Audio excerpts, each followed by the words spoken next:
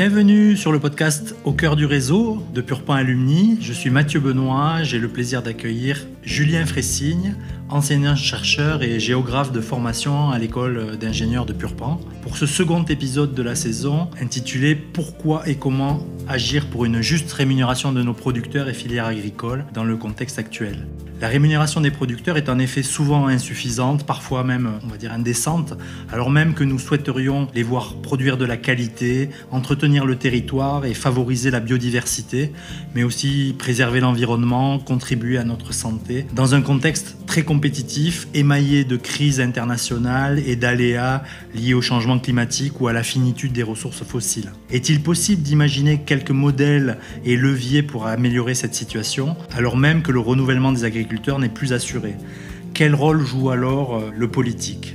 Rémunérer dignement le travail et les fonctions assignées aux producteurs agricoles suppose d'agir à différents niveaux. Mobiliser la participation des consommateurs et de la distribution, comme nous l'avons abordé dans l'épisode précédent. Réguler les marchés et faire appliquer les mêmes normes pour tous, comme nous l'aborderons dans les épisodes suivants, mais aussi rechercher des innovations dans nos productions, dans nos modèles économiques, dans nos organisations professionnelles de filières. C'est ce dernier volet d'axe de progrès et de robustesse lié à la production que nous allons explorer aujourd'hui avec Julien Fressigne. Bonjour Julien. Bonjour. Je te laisse te présenter à nos auditeurs. Merci Mathieu.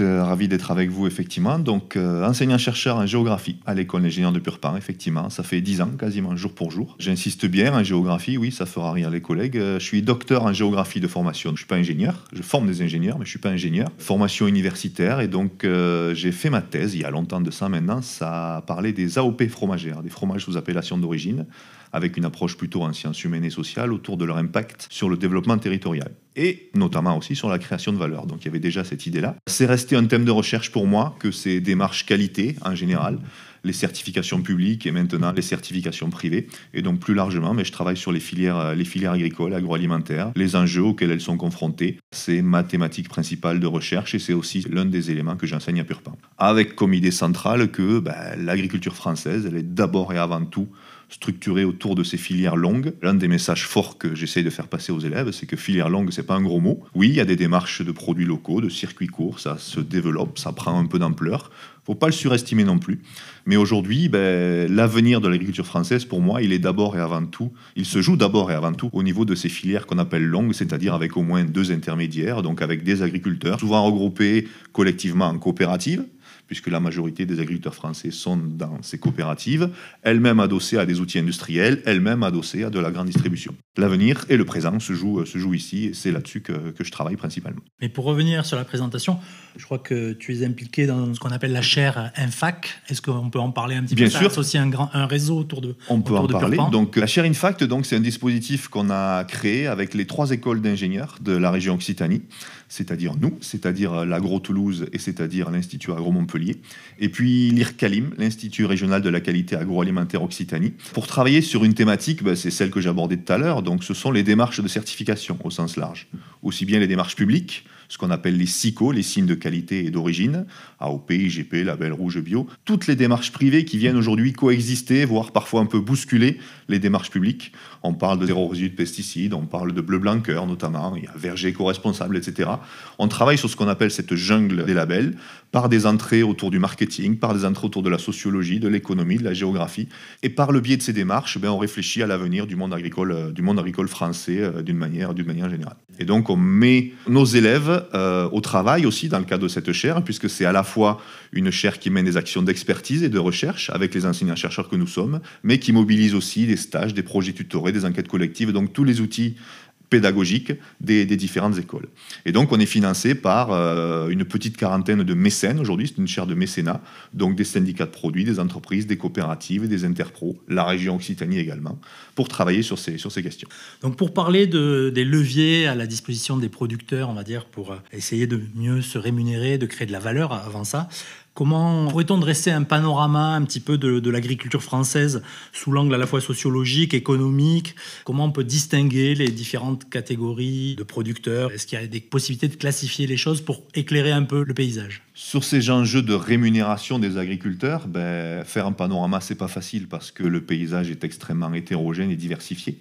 Donc, on peut toujours donner des chiffres moyens ou des moyennes, mais ça cache derrière des disparités énormes sur le terrain. La rémunération des producteurs, les études vont montrer, que ce soit des études menées par France Agrimaire ou par différents organismes, par différents observatoires, qu'elle est plutôt en baisse sur les 30 dernières années, que le secteur agricole en général perd de la valeur d'une manière générale et que la création de valeur est peut-être moins importante qu'il y a 30 ans. Une fois qu'on a dit ça, on n'a pas dit grand-chose. On a eu quelques années un peu plus fastes ces dernières années par rapport à des cours qui ont augmenté, etc. Mais la tendance générale, c'est plutôt celle-là, quand bien même des filières céréalières ou certaines filières animales vont mieux s'en sortir que d'autres. La dégradation, elle est quand même au rendez-vous et on le sent sur le terrain. Ça, c'est une première chose. Le revenu des agriculteurs, il est complexe à analyser parce qu'au-delà de la production, il y a des revenus annexes qui arrivent, soit dus ou de la conjointe d'aide publique, etc., etc. Donc, ce n'est pas toujours facile d'isoler ce qui renvoie à la production en tant que telle, qui n'est pas forcément le revenu principal sur les exploitations, donc il faut quand même le dire aussi. Des études montrent aussi que le monde agricole, les agriculteurs, les agricultrices, sont davantage tous touchés par des problématiques liées au seuil de pauvreté et à ce genre d'outils que l'INSEE met en place. Donc ça veut dire que c'est un secteur encore plus concerné par cette question-là que d'autres. Puis au-delà de ça, on a toujours un chiffre qui revient en tête, et c'est un chiffre qu'on a l'habitude de donner aux élèves. Les observatoires disent que sur 100 € dépensés pour faire ses courses, à l'arrivée, il y en a 7, 8 € qui reviennent directement aux agriculteurs. On peut trouver ça faible. Dit comme ça ne veut pas dire grand-chose parce qu'il y a beaucoup d'intermédiaires et beaucoup de choses à prendre en compte. On était plus près de 12-15, je dirais, il y a 30 ans. Donc la perte, elle est quand même manifeste pour plein de raisons différentes sur lesquelles on pourra revenir. Aujourd'hui, le contexte de ces dernières années, on a beaucoup parlé d'inflation, donc c'est quand même un élément à prendre en compte. On a beaucoup parlé du coût de production, l'énergie, les intrants, les matières premières, etc., liés à des contextes géopolitiques, liés aussi à un changement climatique qui est présent. Et donc, ça ne va pas forcément dans le sens aussi de cette rémunération, de cette création de valeur en général. Donc, sans vouloir être trop pessimiste, on est quand même sur une tendance plutôt négative du point de vue de la valeur. La rémunération des producteurs en général n'est pas satisfaisante aujourd'hui par rapport à l'effort et au travail qu'ils délivrent. Par rapport au travail qu'ils délivrent et par rapport à ce qu'on leur demande. Par rapport à ce qui leur est demandé, on y reviendra sûrement, mais on demande une agriculture de qualité, avec une traçabilité, une sécurité sanitaire optimale. On l'a, je pense, en France, de ce point de vue-là. On leur demande d'être durable aussi, donc on leur demande d'avoir des choses à dire et d'avoir des bonnes pratiques sur les aspects sociaux, sur les aspects environnementaux. Et donc toute cette équation, elle n'est pas simple à résoudre en termes de création de valeur. Donc il est clair que le monde agricole est pressuré par ces différentes demandes et donc va s'efforcer de trouver des solutions, d'arbitrer parfois entre des logiques qui ne sont pas forcément toujours compatibles entre elles. Et c'est bien tout l'enjeu de réfléchir à ces questions-là avec eux. Donc l'agriculture est en constante évolution. On a devant nous encore certainement des transitions à mener, parfois subies quand on doit s'adapter au changement climatique, etc. Est-ce que ça peut devenir une chance ? Dans quelles conditions ? Tu as travaillé dans des filières végétales et animales en observant des systèmes. Est-ce qu'il est possible de nous partager un peu quelques exemples et en illustrant des trajectoires ? Dans le cas de la chaire, ça se fait dans un axe qu'on a appelé axe création de valeur. Et donc, il est bien évident que quand on travaille sur ces démarches de certification, l'un des objectifs d'une certification, que ce soit une certification publique de type AOP, IGP, voire même bio, ou même des certifications privées dans lesquelles s'engagent les entreprises et les agriculteurs, il faut créer de la valeur. Voilà. On est peut-être dans une logique de segmentation vis-à-vis du consommateur. On veut afficher des promesses, qu'elles soient sociales, qu'elles soient environnementales, qu'elles soient d'origine, qu'elles soient de qualité supérieure. Pour moi, ça n'a de sens que s'il y a une création de valeur derrière et donc si les consommateurs acceptent finalement de payer plus cher et donc que ça se répercute sur l'ensemble de la filière. Donc oui, on a souhaité travailler sur ces questions-là, bien entendu. La réflexion de base qui était la nôtre était la suivante. On a envie de mieux comprendre comment ça se passe sur le terrain, concrètement, ce qu'on appelle création de valeur. Derrière ça, moi j'y mets valeur économique, bien entendu. Comment les prix se fixent ? Comment les prix se calculent ou comment les prix se négocient. Voilà, j'emploie volontairement des verbes différents parce qu'en fonction des filières, en fonction des cas, on a des mécanismes pas évident à comprendre, y compris pour ceux qui nous l'expliquent d'une façon générale, mais des mécanismes de création de valeur et de répartition, bien entendu, derrière, qui sont très très complexes de ce point de vue-là. Donc on n'avait pas de grille de lecture théorique très très aboutie ou très très délimitée par rapport à ça. On avait une vision très pragmatique des choses. On veut comprendre comment ça se passe concrètement sur le terrain, à quoi sont confrontés les acteurs, quels sont les mécanismes qui existent, plus ou moins formalisés d'ailleurs, d'une façon générale. La deuxième question qu'on se posait, c'est qu'est-ce qu'en pensent les acteurs finalement ? Donc il y a les résultats objectifs de cette création de valeur, avec des données chiffrées bien entendu. Nous on s'est dit aussi, tiens, on parle beaucoup de température ressentie. En météo maintenant, il y a souvent le concept de température ressentie. On s'est dit, tiens, valeur ressentie, qu'est-ce que ça évoque pour les acteurs ? Est-ce qu'ils en sont satisfaits ? Est-ce qu'ils voient une évolution, une dégradation ? Comment ils se sentent vis-à-vis de cette question-là ? Et puis la troisième question qu'on se posait, c'est nos labels, nos AOP, nos IGP, nos labels rouges, voire nos démarches privées, est-ce qu'elles servent à quelque chose dans cette logique de création de valeur, de fixation des prix, ou finalement c'est pas là que ça se joue, c'est pas vis-à-vis de ces critères-là que ça se joue. Voilà les questionnements qui étaient les nôtres, et voilà ce qui nous a amené sur le terrain, en lien avec nos partenaires qui nous financent, bien entendu, à aller questionner différentes filières végétales et différentes filières animales. Et donc l'an dernier, on a effectivement commencé à réfléchir sur la filière pêche nectarine abricot en France. Sur les AOP, on est revenu un peu à mes travaux de recherche antérieurs, mais sur des AOP laitières, AOP fromagères notamment, et puis sur des productions carnées de type agneau, en s'interrogeant là sur l'effet que peut avoir le label rouge sur la création de valeur. Voilà, et sur l'agriculture biologique, vous avez travaillé aussi ou c'est Par incidence, dans la filière pêche nectarine abricot, on a été aussi sur le bio un petit peu. Mais voilà, donc on souhaitait avoir une approche un peu large, des filières diversifiées, et aller à la rencontre des acteurs sur le terrain, comprendre comment se jouent les choses. Voilà en gros quel était le cahier des charges au début. Alors ce qui est intéressant, c'est quels sont les éclairages obtenus. Est-ce que ces signes distinctifs ont une incidence sur, je dirais, la valorisation et la création de valeur ? Ce que j'ai envie de dire en préambule, c'est que, les acteurs qu'on rencontre, ils ont leur vision, ils n'ont pas toujours une connaissance très approfondie de la façon dont ça se passe et notamment les agriculteurs, de comment finalement aujourd'hui se joue leur rémunération. Donc ils ont des connaissances, ils sont capables d'expliquer les choses, mais au final, même pour eux, c'est pas une question facile que d'être capable de donner des chiffres sur leurs revenus, etc., etc. La deuxième question, c'est que c'est un sujet tabou, quand même, malgré tout, pour beaucoup de gens. Quand on commence à aborder la description de leur entreprise, quand on discute avec eux de leur trajectoire et des enjeux de traçabilité, des pratiques agroécologiques, tout va bien. Quand on commence à parler prix, création de valeur, etc., c'est déjà plus compliqué. Donc il y a eu un petit temps de mise en confiance par rapport à ça, parce qu'au-delà du fait qu'on n'a pas toujours des infos objectives pour savoir où on se situe, on n'a pas forcément toujours envie d'en parler. Donc ça, c'est un préambule que j'ai envie de poser. La deuxième chose par rapport à la création de valeur, c'est, alors, un peu bateau comme réponse, mais ça dépend. Ça dépend de quel produit on parle. Quand on est sur des produits comme pêche nectarine abricot, ultra saisonné, la saison se joue en France, la production française, sur un mois et demi, 2 mois, pas plus. On est entre mai et juin, à peu près par là, avec un produit périssable, extrêmement fragile d'une façon générale, et avec une consommation certes climato-dépendante, bien entendu, mais aussi, j'ai envie de dire, météo-dépendante.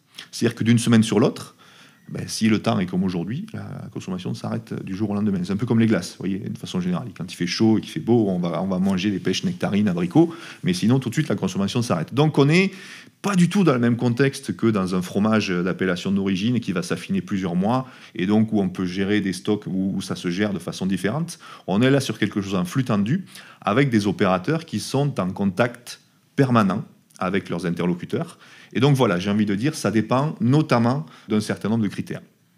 Une fois qu'on a dit ça, l'enjeu de ces filières, de ces démarches, c'est la capacité des acteurs, c'est ce qu'on a trouvé en tout cas sur le terrain, collectivement à s'organiser pour créer des conditions propices à ce qu'une rémunération correcte, décente, j'ai envie de dire, soit au rendez-vous. Voilà. Et on a appris beaucoup de choses sur le terrain aussi, de ce point de vue-là. Si on part sur la filière pêche nectarine abricot en France, en gros, la moitié, voire plus de la moitié de la production vient de l'étranger aujourd'hui. Donc la France, elle est souveraine, on va dire, à 40 à 50% sur ces productions-là. Tu te doutes bien que ça vient d'Espagne principalement. Donc tout l'enjeu pour la production française, c'est, une fois qu'elle arrive au mois de mai-juin, par là à peu près, alors que la production espagnole, elle est déjà là depuis mars-avril, on va dire, donc avant, L'enjeu, c'est d'arriver sur le marché et de faire ce qu'ils appellent ce fameux basculement, c'est-à-dire d'avoir une offre 100% espagnole et sur 3 semaines, un mois, d'arriver presque à une offre 80% française, voire 100% française dans la plupart des cas. Et donc, c'est tout l'enjeu, avec des coûts de production qui ne sont pas les mêmes, etc. etc. Où se joue la création de valeur dans ces démarches quand on leur dit la loi Egalim, alors, puisque je sais qu'avec Olivier Dauvers, il avait été question de la loi Egalim, qui vise à sanctuariser les coûts de production, etc. Ils nous disent, chez nous, on n'est pas trop concernés par la loi Egalim parce que voilà, on est en contact direct avec la grande distribution. C'est les agriculteurs qui parlent là, principalement. Les agriculteurs en pêche, nectarine, abricot, il ne faut pas avoir une vision trop romantique, idyllique de ce que sont ces exploitations agricoles. Ce sont des structures plutôt grosses aujourd'hui, qui ont grossi, donc avec des salariés le plus souvent, qui vont collecter même des pêches, nectarines, abricots dans des exploitations autour d'elles, ou alors des coopératives qui ont grossi également et qui sont en lien direct avec la grande distribution. Et donc avec des négociations, pas journalières, mais quasiment hebdomadaires, sur des cours, sur des prix, sur des niveaux de qualité, sur des quantités, bien entendu aussi. Donc ces échanges se font au quotidien, et c'est vraiment la loi de l'offre et de la demande qui prime par rapport à ça, en lien avec la météo, je l'ai dit, en lien avec un certain nombre de critères.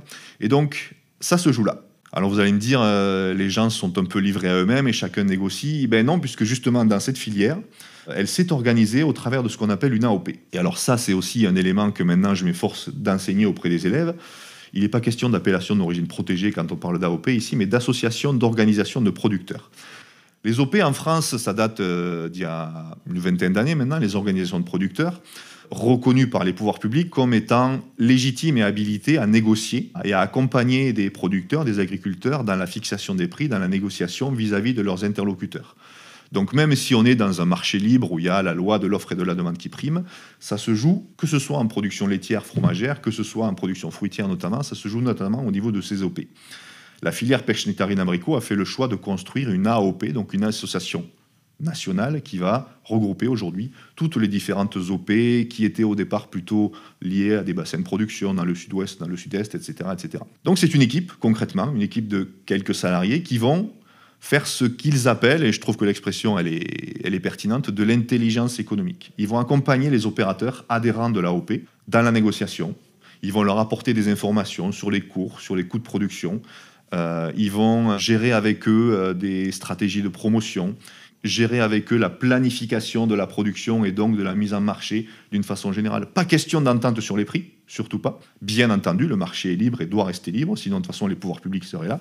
Mais on a un accompagnement par cette AOP des opérateurs qui ont décidé d'adhérer. La filière pêche, nectarine, abricot, aujourd'hui, on va dire que c'est 50 à 60% des surfaces qui adhèrent dans cette AOP, mais c'est 80 à 90% des volumes. Ça veut dire que l'AOP, aujourd'hui, c'est quasiment la filière française de pêche, nectarine, abricot.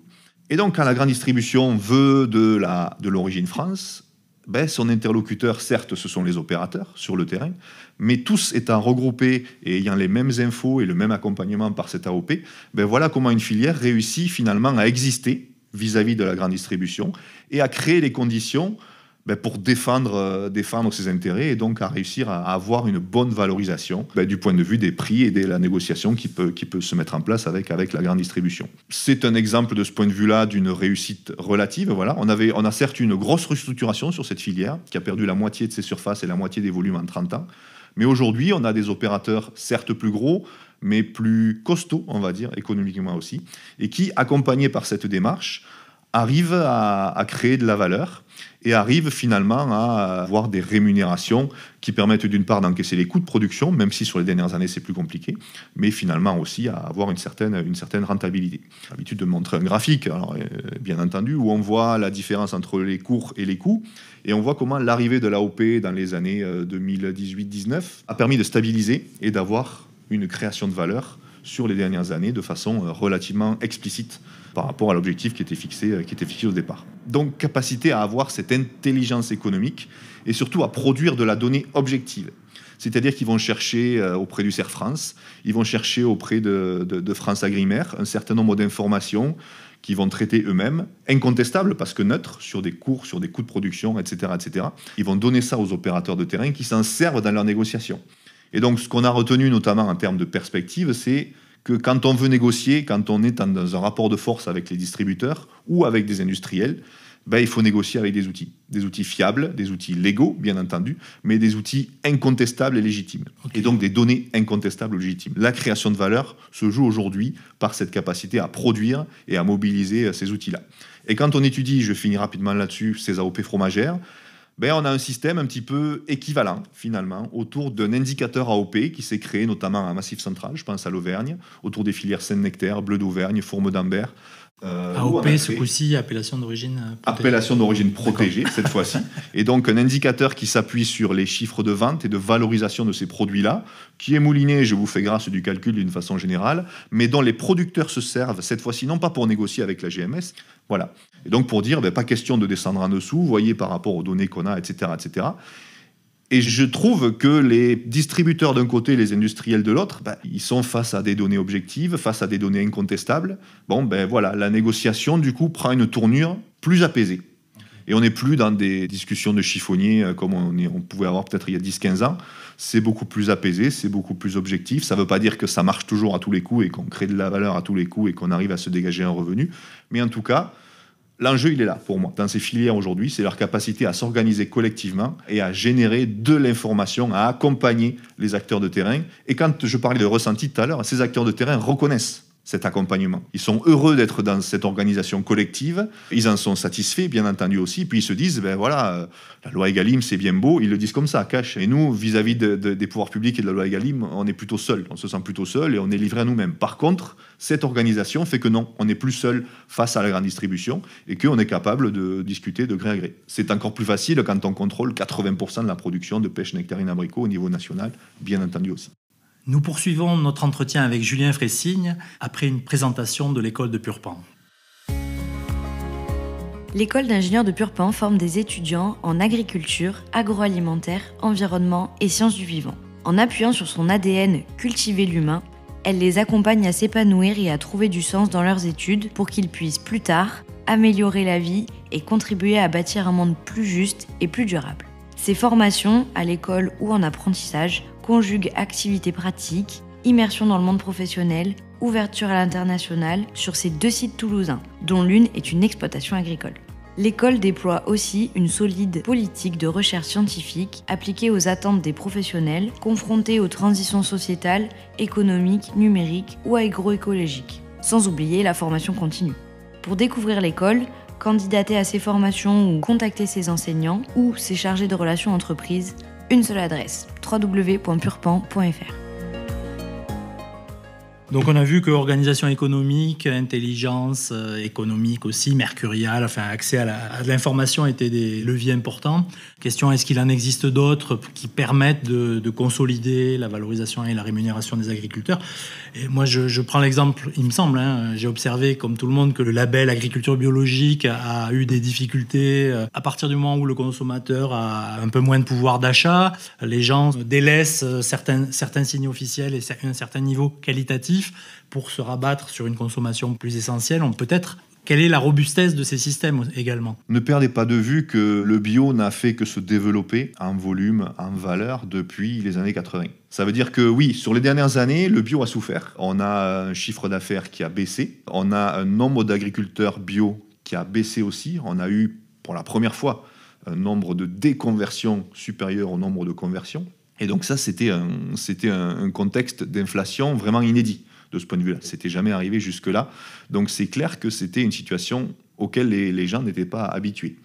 Moi qui travaille sur les AOP fromagères notamment aussi, j'y travaille depuis les années 90, disons les années 2000, mais j'ai un recul sur des stats depuis les années 90. La courbe du volume de fromage en AOP, alors nonobstant le développement des grosses AOP de type Cantal, Roquefort, etc., mais aussi avec l'arrivée de nouveaux produits qui ont obtenu une appellation, ne faisait qu'augmenter. Depuis 2022, c'est inédit, on a un volume AOP qui baisse. Donc on est vraiment sur des inflations, on en a connu avant, mais on est là sur quelque chose de complètement nouveau. Avant de poursuivre, j'ai envie de dire que ça semble repartir pour le bio en termes de production depuis quelques semestres.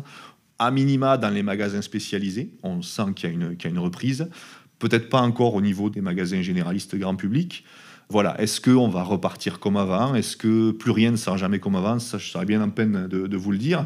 Les leçons à retenir par rapport à ça, c'est que Oui, il y a eu un accompagnement des pouvoirs publics très fort sur le bio. Et à un moment donné, peut-être beaucoup de gens se sont lancés là-dedans sans qu'il y ait forcément derrière une vraie réalité économique et une vraie demande qui était au rendez-vous. Et donc, l'inflation est venue frapper de plein fouet beaucoup d'opérateurs qui avaient beaucoup investi dans le bio.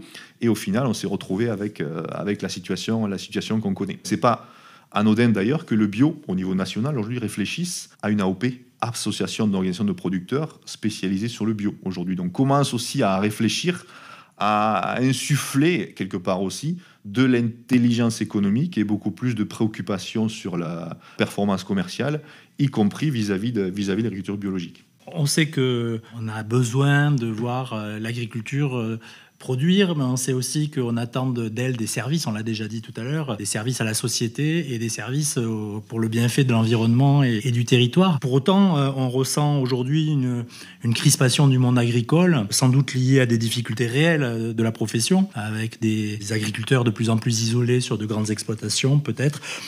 Ça cristallise des visions et des actions syndicales de différentes natures, parfois antagonistes.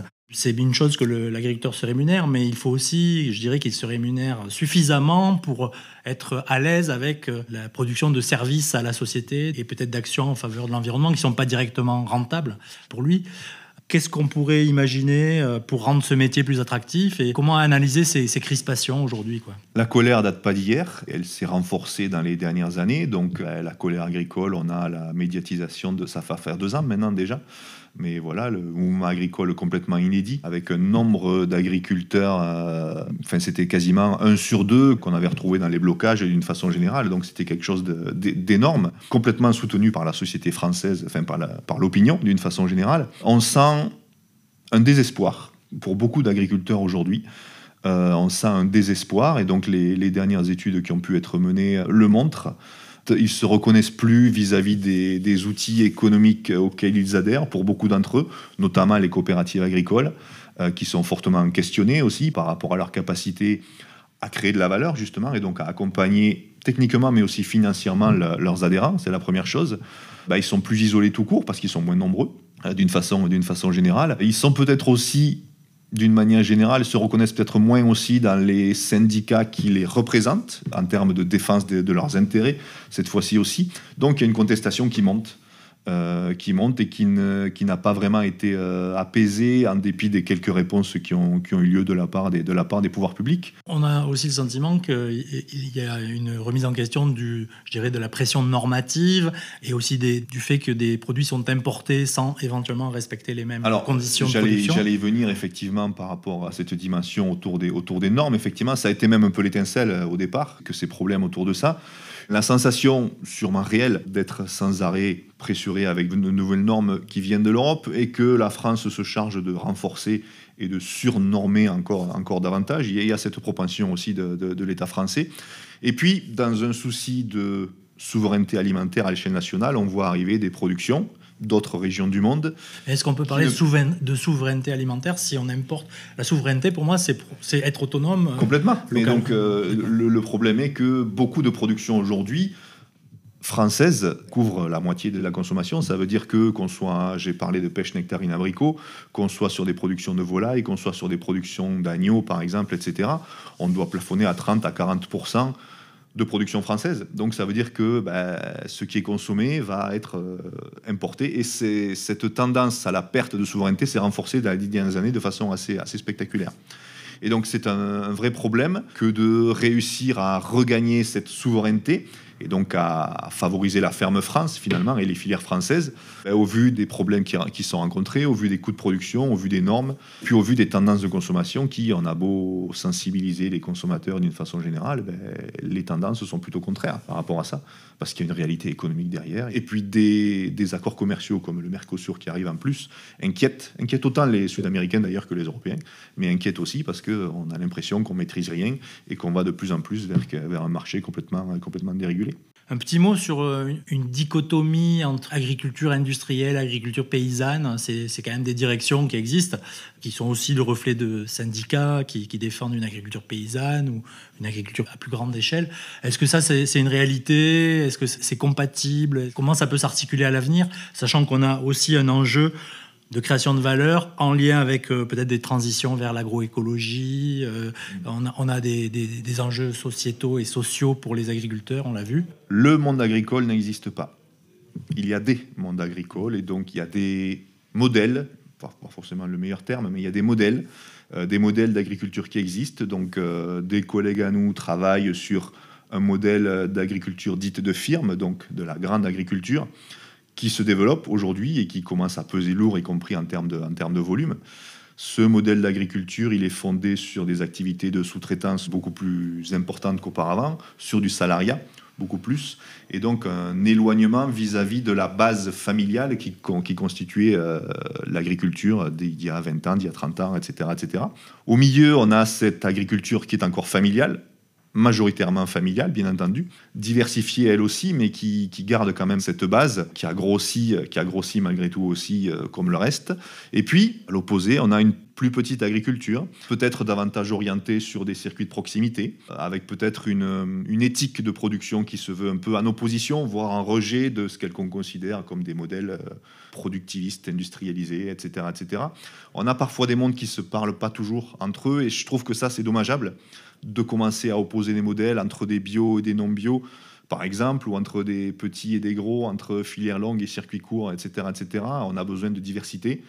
Quel que soit le type d'agriculture auquel on se réfère, les enjeux, certes, se posent avec des questions différentes, mais on doit tous, à un moment donné, veiller à créer de la valeur, à garder une performance économique. On doit tous aller vers plus de transition aussi bien agroécologique que sur des aspects de durabilité sociale d'une manière générale. Donc voilà, l'opposition des modèles ne me paraît pas quelque chose de souhaitable, quand bien même il y a des conflits qui se produisent entre ces différents types d'agriculture. Et alors comment rapprocher le consommateur de ces enjeux? D'une part, on l'a abordé à l'épisode précédent avec Olivier Dauvert, mais comment les agriculteurs peuvent aussi faire leur part pour s'adresser aux consommateurs et leur donner envie de mettre de leur pouvoir d'achat et de leur vouloir d'achat dans la consommation locale. Et comment aussi faire en sorte que les politiques peut-être s'intéressent à ces enjeux et peut-être les soutiennent ou protègent un petit peu ce qu'il y a à protéger pour que la profession se rémunère, se développe et assume des fonctions, encore une fois, d'intérêt général. On dit renouvellement des générations, c'est la grande cause nationale de l'agriculture. Bon, tu n'es pas sans savoir que le nombre d'agriculteurs a baissé très fortement et continue de baisser très fortement. Et donc tout l'enjeu, c'est de maintenir quand même un tissu agricole dans les territoires, minimum, bien entendu, par rapport à ça. J'ai envie de rajouter que cette grande cause nationale, elle n'aura de sens que si cette activité, elle a quand même une pertinence économique. Et donc si elle rémunère un tant soit peu ses agriculteurs. C'est l'affaire de tous. Et donc ça, que ce soit les agriculteurs et leur capacité à s'organiser collectivement, que ce soit les industriels, qui sont dans les étapes intermédiaires, que ces industriels soient pilotés par des coopératives qui appartiennent aux agriculteurs ou qui soient privés, voilà, d'une façon indépendante. C'est l'affaire des distributeurs aussi, bien entendu, que de favoriser cette production française.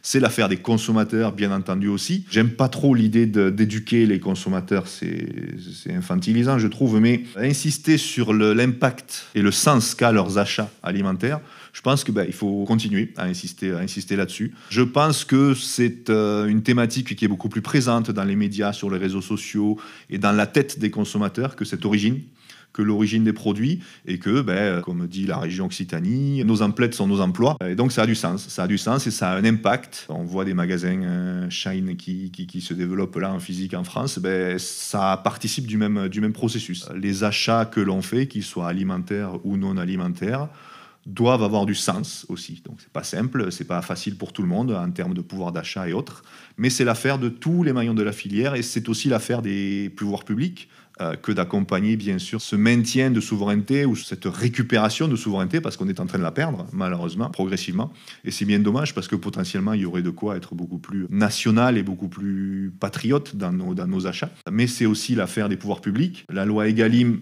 fait partie des dispositifs, effectivement. C'est pas simple pour les pouvoirs publics de réussir à réguler des transactions commerciales et donc la loi de l'offre et de la demande. C'est toujours très facile ou assez facile à contourner, et donc c'est compliqué.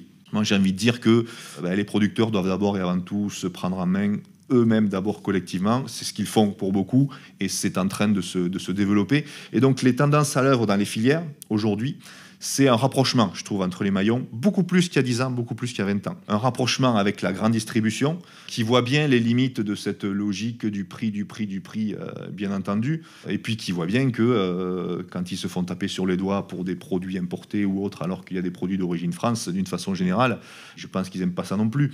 Et donc, ils sont conscients aussi de la nécessité de sécuriser leurs appros et au niveau national, de renationaliser un certain nombre de productions. On voit des distributeurs qui, beaucoup plus qu'il y a 5-10 ans, se réintéressent à l'agriculture, se réintéressent aux enjeux du monde agricole et donc ont envie de se rapprocher de nouveau de ce monde-là. Et je trouve que c'est très bien, ça va sûrement pas assez loin. Voilà, on a cette tendance, on parle souvent de contractualisation, de mise en œuvre de contrats, et je trouve que l'idée de pérenniser, d'apaiser les relations et d'aller vers plus de relations de confiance autour de ces différents maillons, quand bien même les objectifs ne sont pas les mêmes des uns et des autres, bien entendu. Chacun doit tirer intérêt de la situation. Mais je pense qu'on a tous à y gagner, à aller vers des relations commerciales plus apaisées pour tirer dans le même sens. Et le même sens, c'est de créer de la valeur, de renationaliser une production agricole qui a tendance à échapper un peu aux acteurs qui la portent. Il y a aussi des enjeux quand même, on le voit, de santé. On l'a étudié en début d'année, santé des sols, santé des végétaux, des animaux et aussi santé humaine, très liée à tout ça. Donc tous ces enjeux-là, est-ce qu'il y a une obligation de les prendre en compte? On a parlé d'agroécologie, peut-être un peu moins de traitement. On voit que on les retrouve dans l'eau. On vient de découvrir qu'on les retrouvait dans les nuages et dans les pluies. Donc petit à petit, il y a des problèmes de biodiversité, des problèmes importants. Je reviens sur le mot éducation. Est-ce qu'il n'y a pas quand même à éduquer nos enfants au bien manger? Parce que c'est pas ça aussi un des leviers pour que le consommateur de demain, qui est un enfant aujourd'hui, fasse ses choix de façon lucide. C'est la dernière donnée de l'équation. Santé des sols, santé des humains, santé des animaux. On parle beaucoup de ce qu'on appelle la transition agroécologique. Le monde agricole, les mondes agricoles, les agriculteurs ne travaillent plus comme il y a 10 ans, comme il y a 20 ans, comme il y a 30 ans. Donc la transition est en cours. Voilà, la transition est à l'œuvre partout. Elle est à l'œuvre dans les dispositifs législatifs, dans les lois, elle est à l'œuvre dans les pratiques des agriculteurs, elle est à l'œuvre dans les attentes des consommateurs, elle est à l'œuvre partout. On peut lui reprocher peut-être de ne pas aller assez vite, d'accord, mais elle est à l'œuvre dans tous les cas. Je dis c'est la dernière équation du problème parce que sécuriser des quantités, créer de la valeur, maintenir une agriculture et puis faire en sorte qu'elle soit durable, plus durable et durable d'une manière générale, c'est la dernière équation du problème. Ce sont des enjeux et des objectifs qui ne sont pas toujours compatibles les uns avec les autres. Certains mettent plutôt en œuvre des stratégies individuelles où ils vont privilégier des produits locaux avec des pratiques beaucoup plus durables et beaucoup plus vertueuses qu'auparavant. Moi, j'ai plutôt tendance à étudier qu'est-ce qui se passe au sein de ces fameuses filières longues. On voit que les stratégies peut-être vont moins loin, peut-être sont moins abouties, mais s'efforcent de concilier à la fois une sécurisation quantitative, bien entendu des pratiques plus agroécologiques et puis une rémunération à l'agriculteur à l'arrivée. Ça va peut-être moins loin, mais comme ça touche plusieurs centaines, voire plusieurs milliers d'agriculteurs d'un coup, en termes de capacité à structurer des bassins de production et donc une activité agricole sur un pays, c'est là que se joue l'avenir aussi. Et donc, on voit émerger des rapprochements entre ces différents maillons. C'est vraiment ça, je trouve, l'une des tendances à l'œuvre, au travers de systèmes de contractualisation beaucoup plus poussés qu'auparavant, dans les différents secteurs d'activité. On est assez pragmatique à l'école. On a invité Bonduel, qui travaille avec des coopératives françaises autour des légumineuses, par exemple, et du développement de pratiques agroécologiques, avec des centimes d'euros par kilo à la clé, bien entendu. On a Blédina qui travaille aussi avec d'autres coopératives agricoles sur les aliments pour bébés, par exemple, etc. Donc, on essaie de montrer aux élèves aussi que la transition, elle n'est pas simple, parce que ça coûte. C'est un risque déjà pour des agriculteurs que d'aller vers des pratiques moins demandeuses en intrants, parce que c'est un risque économique qu'ils prennent, c'est leur revenu en fin d'année qui se joue, mais que beaucoup sont quand même enclins à vouloir y aller. Comment est-ce qu'on maintient une attractivité de ce métier? C'est aussi en lui donnant plus de sens. Et donc, se sentir utile avec des productions plus vertueuses qu'auparavant qui nourrissent soit les enfants, soit les adultes d'une manière générale. Voilà. On a aussi là, je trouve, des bons exemples de renationalisation aussi de production, parce que souvent, on avait des grands groupes industriels qui allaient chercher à l'étranger aussi cette matière première.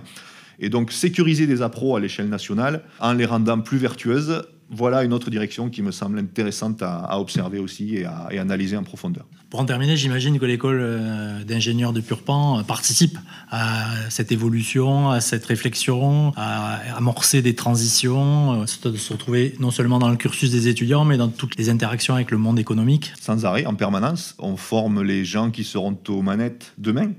D'une manière générale, je ne suis pas agronome en ce qui me concerne, mais ils sortent d'ici avec un bagage agronomique et donc une capacité aussi à comprendre et à accompagner la mise en œuvre de ces pratiques agroécologiques sur le terrain, au sein des exploitations, etc. Je pense qu'on les forme sur une approche plus globale aussi. Ce qui peut se passer au sein d'une exploitation agricole, c'est important vis-à-vis des pratiques. Mais comment on gère un bassin de production, comment on gère une filière avec différents interlocuteurs, je pense qu'on est au rendez-vous aussi là-dessus. Et de montrer comment est-ce qu'on déploie une démarche et un système de contractualisation avec différents maillons engagés autour de la table. C'est aussi là-dessus qu'on cherche à former les élèves et à sensibiliser les élèves. Après qu'ils appliquent ça sur des filières plutôt alimentaires, animales, végétales, on parle beaucoup de légumineuses, etc., qu'ils appliquent ça sur des filières non alimentaires de type biocarburant, de vêtements par exemple, puisqu'on a travaillé pas mal là-dessus aussi. Peu importe, le principe est toujours le même, être en mesure d'animer des collectifs et des métiers pour les amener tous dans la même direction. Et puis, bien leur montrer que la dimension technique, elle est importante, mais que s'il n'y a pas aussi un accompagnement financier à un moment donné. Et quand je dis que la transition est l'affaire de tous, je pense aussi à ceux qui financent le monde agricole. Je pense aux banques, donc petit salut aux banques aussi, qui doivent accompagner dans le financement des outils, dans le financement des activités en général, qui doivent accompagner aussi en direction de cette agriculture plus vertueuse d'une façon générale. Et bon, quand même, c'est pas un hasard si depuis plusieurs années, dans les différents classements qui existent, l'agriculture française, dans sa diversité, est considérée comme une des plus durables au monde. Voilà, donc c'est un classement qui sort chaque année et où on voit que finalement, on ne prétend pas détenir la vérité, mais on a quand même un certain nombre d'atouts à faire valoir. Donc creusons le sillon par rapport à ça. On a encore une agriculture solide qui se veut robuste, donc qui continue à se renforcer et on y travaille. Est-ce que pour boucler cette exploration dont je te remercie, ce tour d'horizon qui s'inscrit dans notre recherche de levier, d'avenir et de rémunération pour l'agriculture française, il te serait possible de nous recommander une ressource documentaire utile et peut-être originale ou passionnante pour approfondir tout ça? Passionnante, j'en suis pas sûr, mais il y a un bouquin qui vient de sortir. Un bouquin de chercheurs, voilà. Donc c'est un bouquin publié par des chercheurs, par des gens de l'INRA, avec des l'INRAE avec lesquels on travaille, qui porte sur les contrats en agriculture, sur les différentes formes de contractualisation dans les filières agricoles et les filières halieutiques. Et donc il passe en revue les enjeux autour de la loi Egalim et autour de la façon dont ces contrats essayent de se mettre en place dans les différents types de filières. Et donc il y a une réflexion autour de ça, autour du fait que les marchés fonctionnent de telle manière qu'il est important de bien comprendre avant ensuite de pouvoir agir dessus. Donc des contrats dans les filières agricoles, c'est le titre. Je suis là-dessus pour l'instant, je suis en train de le lire et donc d'essayer de me familiariser à ces enjeux autour de qu'est-ce qui se joue quand une coopérative, par exemple un industriel, un distributeur vont signer et tenter de définir des règles communes pour tirer dans le même sens. Peut-on avoir la référence précise pour que l'on puisse se le procurer? Édition Quae, je pense, de mémoire, publiée par des chercheurs de l'INRAE. L'une des auteurs s'appelle Marie-Benoît Magrini, INRAE Toulouse, de l'UMR Agir, donc du laboratoire Agir. Et donc, je recommande ça à tous les gens qui s'intéressent à ces questions autour des différentes relations qui peuvent exister entre les maillons de la filière. On a des collègues à Purpan ici qui ont participé à certains de ces chapitres, notamment sur la production laitière. Mais voilà, je recommande. Merci beaucoup Julien, un grand merci parce que c'était un morceau du puzzle très important et on va continuer à explorer lors des 2 prochains épisodes par différentes fenêtres les possibilités de donner un avenir radieux, on espère, à l'agriculture française qui est un pilier important de notre société. Merci, au revoir. Merci, c'était un plaisir. Au revoir. Ce second épisode touche à sa fin et nous avons encore une fois compris qu'une plus juste rémunération des producteurs, c'est véritablement assurer notre avenir pour tous les services qu'ils peuvent rendre à la société, à la planète et à notre territoire. Je vous dis merci pour votre écoute. On vous donne rendez-vous le mois prochain pour le 3e épisode qui nous rapprochera d'autres réalités avec Yolène Pagès, qui est éleveuse en Aveyron, suppléante du député de la 3e circonscription, qui dirige la bourse Nuffield qui permet des échanges internationaux entre agriculteurs, aussi impliquée dans le réseau Vox Demeter qui promeut une mixité, une diversité au sein du monde de la profession agricole et qui partage une idée de la profession qui vise à être acteur de son métier à travers l'innovation et une vision entrepreneuriale. Yolène nous apportera des éclairages aussi par rapport à sa perception des enjeux du monde agricole. J'espère que tout cela vous permet de réfléchir, de vous questionner et surtout de faire réseau et d'agir. Merci d'avoir écouté cet épisode du podcast Au cœur du réseau de Purpan-Lumni. Si ce moment vous a inspiré ou donné envie de vous engager davantage auprès de notre belle communauté, n'hésitez pas à nous soutenir. Vous pouvez liker ce podcast sur votre plateforme d'écoute préférée, laisser un commentaire et partager cet épisode autour de vous. C'est grâce à vos retours et votre enthousiasme que nous continuons à valoriser les talents et initiatives de notre réseau. Alors à très bientôt pour un nouvel épisode.